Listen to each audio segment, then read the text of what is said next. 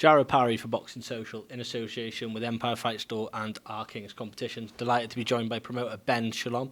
First and foremost, there's two posters behind me here. We've got Viddal Riley's return, and then we've also got Callum Simpson's return. Firstly, on Viddal, like he's returning on the Natasha Jonas undercard next week in Liverpool. How excited are you to see him back? Obviously, it's been frustrating, to be honest. That Mikel Lawal fight was the fight really that was in between him and fighting Isaac Chamberlain. A great performance, broke his rib in the first round and had to sort of protect himself, but that rib's kept him out up until now. It's been frustrating. He's been frustrated because all he wants is the big fights. He's a delight to work with in that sense, and I think for him to be coming back now is a relief. Isaac Chamberlain fight is the fight that we want. It's the fight that's agreed to happen next. It's the fight that I hope can happen on the Azim Libnet's card. But when you're out that long and you've had a rib problem, you want to just see that everything's okay, and that's what December 14th is all about. I was going to say, you just mentioned Azim Libnet, quite a good reception to that card. Big step up. He's got the IBO Super Lightweight World title on the line. Again, I would delighted you to get that one delivered to the fans. It's a great night. It's a great fight. I mean, Adam Azim, 22 years old, fighting Sergey Lipnets is special, and he wants to step up every time. He said he wants a former world champion. We said Lipnets. His eyes lit up, and it's a pleasure to deal with. You know, the levels that he's going through is phenomenal. I still don't think he gets enough credit for becoming the fastest European champion, the youngest European champion. And now to move on to this level is great. Another headline show, and 22 years old. It's pretty special. Yeah, the other one, like I said, mentioned at the start, Callum Simpson, Steed Woodall. Great fight that. Everyone probably remembers Steed Woodall's last performance was obviously the victory over Lerone Richards. Bit of an upset to many people. Now he's going in for the British and Commonwealth titles against Callum Simpson, and Callum's just, since he's been signed with Boxer, he's just gone from strength to strength to strength, hasn't he? It's a big step up. I think Steed Woodall is someone that struggled really for promotional opportunities in the UK. Someone I know for a while, fought out in the US. He's fought on our show before, beat Boris Crichton on our show. But to come off the back of a knockout win, it's a huge opportunity for him.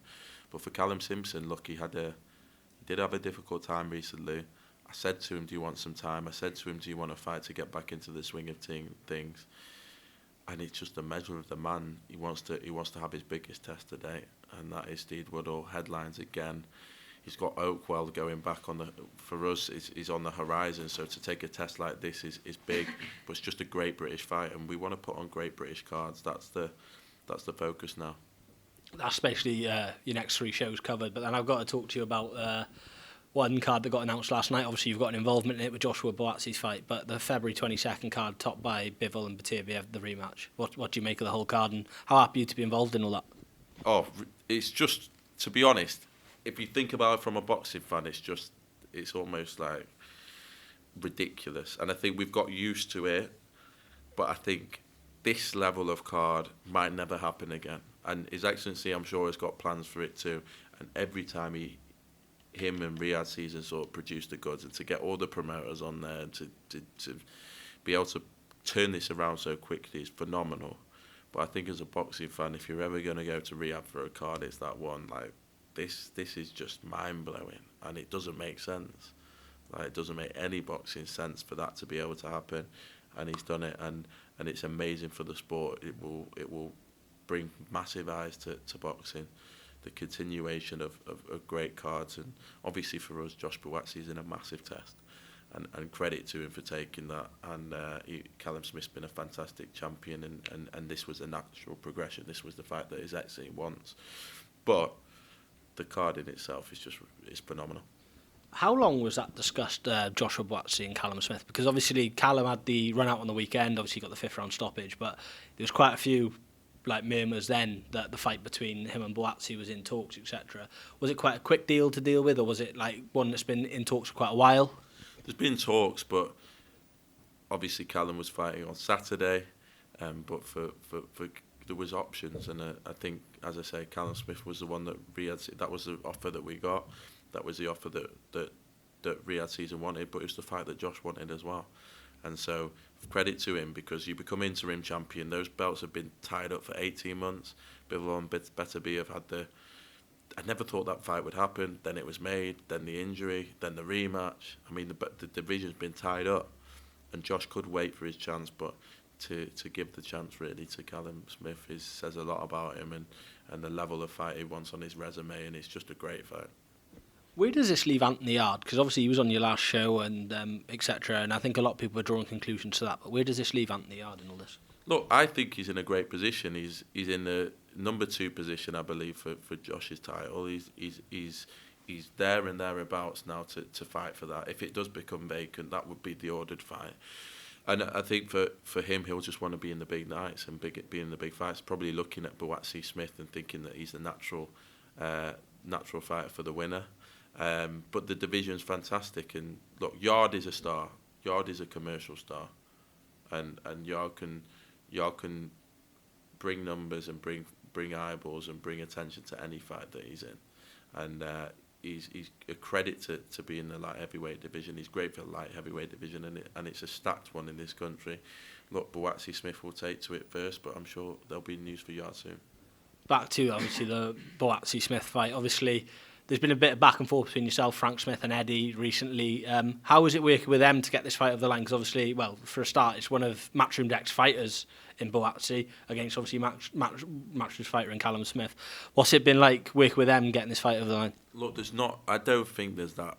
We're discussing obviously Eubank Ben. I would like to make the Dubois Terry Harper fight, which has been in discussions.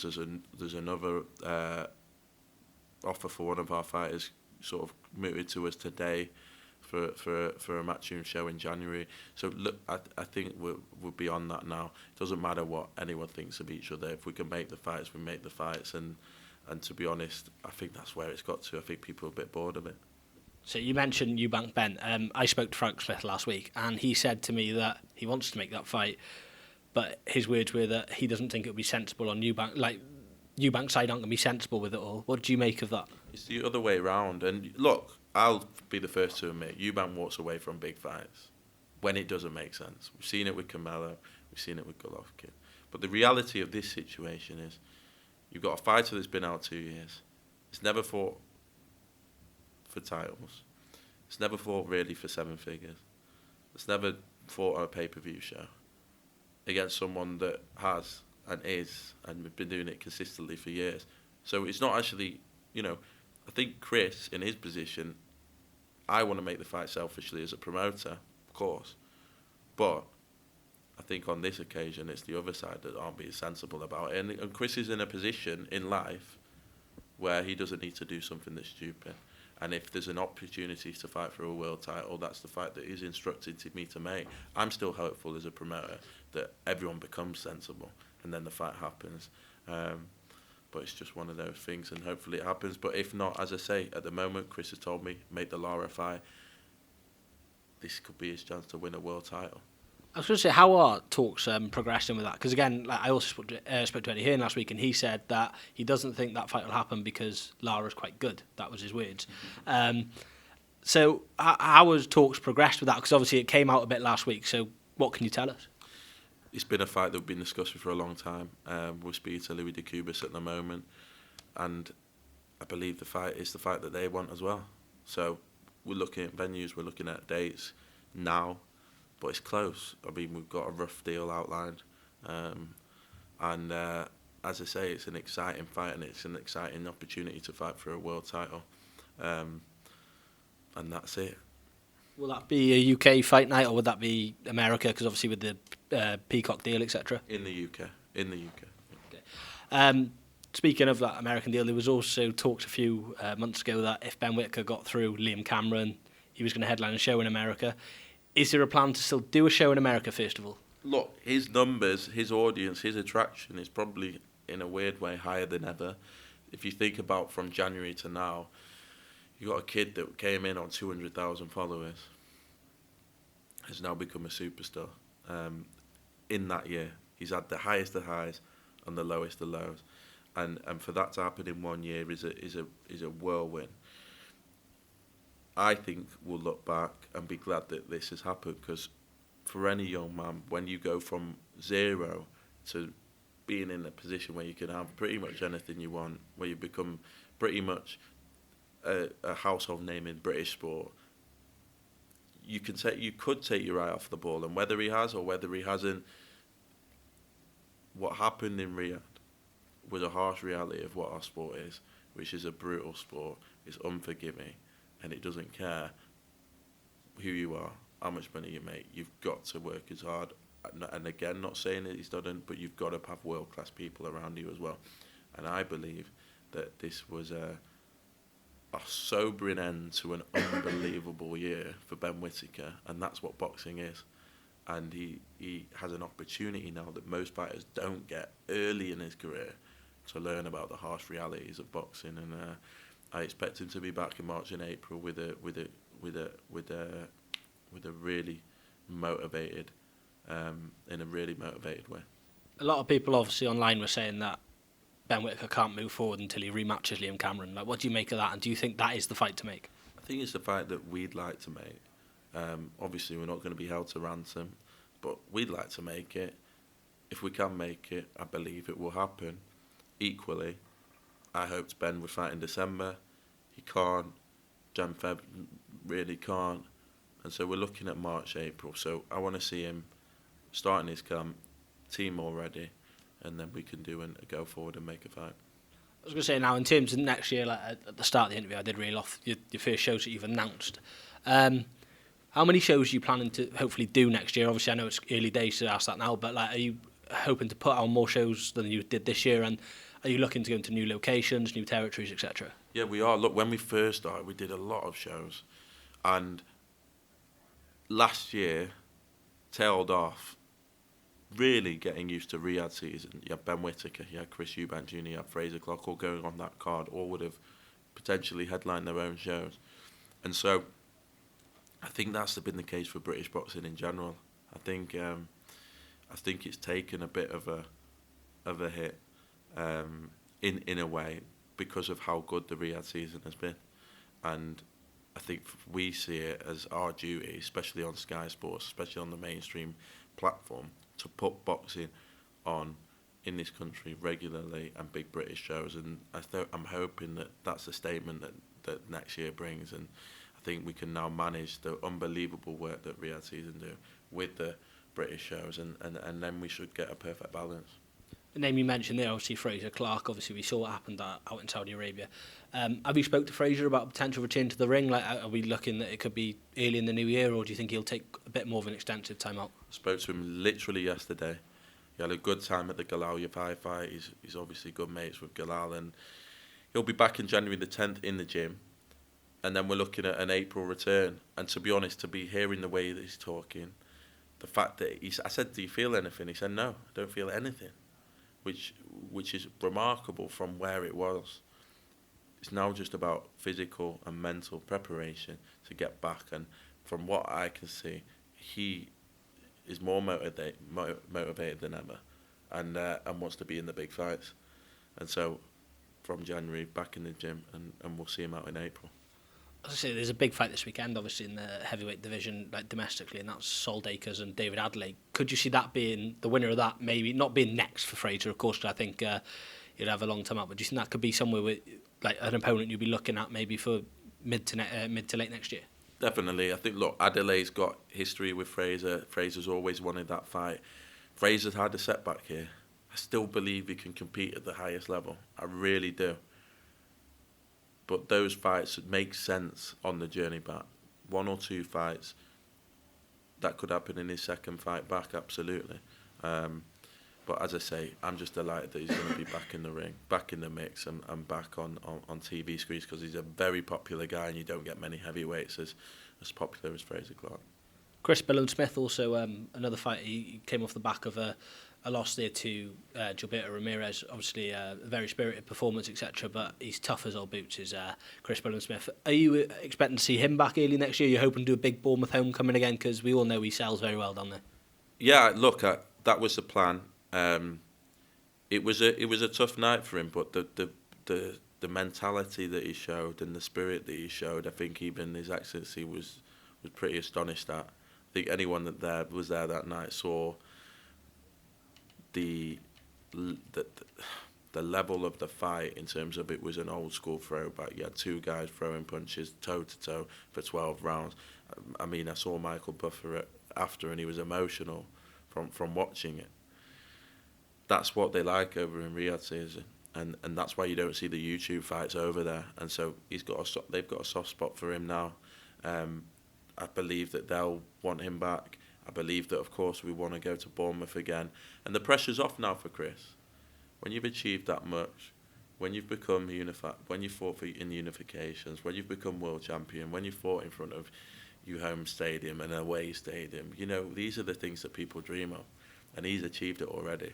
So, yes, it looked like he took some punishment when I sat with him the next day, but to see him in spirits now and ready to go, the pressure's off and he can have fun and have the big fights now because he's a big name. Another one within your stable as well. We had an interview the other week with Fran Hennessy, and there's been a bit of something bubbling a bit with hearing Shannon Courtenay a bit. Have you explored that maybe to make a fight? I'd like to see that fight. I have to speak to Mick about it. But I'd like to see that fight. I think, we have to make the women's boxing's had a slow year in comparison to last year. Let's be honest. We need to make the fights that we can see within women's boxing when they're available. We want to make Natasha Jones against Lauren Price, which is a huge fight. We want to make Caroline Dubois against Terry Harper, which is another big fight. And we'd like to make Fran Hennessy personally against Shannon Courtenay, just because the British fights are what build the sport, and the big fights are what build the sport, and we've not had enough in women's boxing. Hopefully we can see them all on one card next year. Changing the subject again then, Martin Bakole, obviously Billy Nelson's been quite vocal. Obviously Ajit Kabayel and Zhilei Zhang are now fighting. Everyone thought it was going to be Bakole against Kabayel because that was ordered. What's your plans really for Bakole? Because I think he was ordered to fight Efe Ajagba in a final eliminator. Is that something you've explored? Yeah, we actually had pretty much a deal for the February 22nd. It was decided in the end that it might get lost, which you can see from, I mean, it's a marathon of boxing. It's ridiculous. So it felt like maybe that would have to go on early, and then I think we agreed with Riyadh season and His Excellency, look, that fight is pretty much there. I do believe Efe Ajagba is going to be the first fighter that doesn't pull out of the fight. And fair play to him. We're close now. I think it's going to happen in March rather than February, but we're on a roll, and I do believe next year is where we see Martin Bakole become world champion. Where would you plan to stage that fight? Would that be a Riyadh season show? I think we actually might do it in the UK. Scotland? I don't think so. So just basically then, just like for next year then, just you've said you've got a big schedule planned out. So obviously just the one that got announced today was Azim and Lipinets. Like, what sort of card can we expect there? What sort of fighters can we see on that card? Because they haven't been on the card announced yet. I think we'll see Viddal against Chamberlain on that fight, which is the fight that we've been looking forward to. I think Jamie TKV will definitely return. It's going to be a big card in London. I think that's the standout so far of the three in terms of size. And there's some big announcements to come, but namely Viddal against Isaac Chamberlain. Could we see Anthony returning that card? Look, possibly. Look, we're gonna put something to him now that it's clear what's happening with Joshua Buatsi. He's got a lot of options, as I say. He's a massive commercial attraction in that light heavyweight division. He's going to be in line for the winner. But he'll want the big fights now as well. Brilliant. Thank you very much for your time today, Ben. Cheers, mate.